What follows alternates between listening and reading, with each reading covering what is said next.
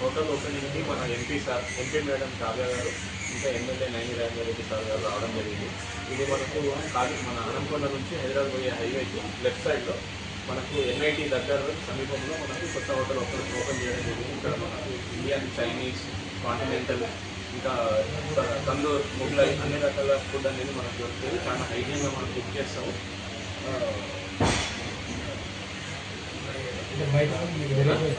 Variety అండి బయటి hotels కంటే అందరిలానే అన్ని ఫుడ్స్ ఉంటాయి మన దగ్గర. కాబట్టి రీజనబుల్ కాస్ట్లలో మనం పెట్టడం జరిగింది. ఇప్పుడు ఈ మధ్యకాలంలో మనకు ఈ వారు వల్ల గ్యాస్ రేట్లు పెరిగినాక కూడా మనం పాత రేట్లు పెట్టే నడిపిస్తున్నాము.